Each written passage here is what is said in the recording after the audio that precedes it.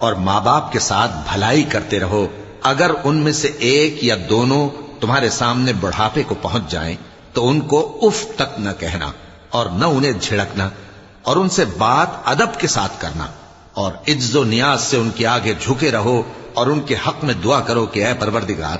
جیسا انہوں نے مجھے بچپن میں شفقت سے پرورش کیا ہے تو بھی ان کے حال پر رحمت فرما، جو کچھ تمہارے دلوں میں ہے تمہارا پروردگار اس سے بخوبی واقف ہے،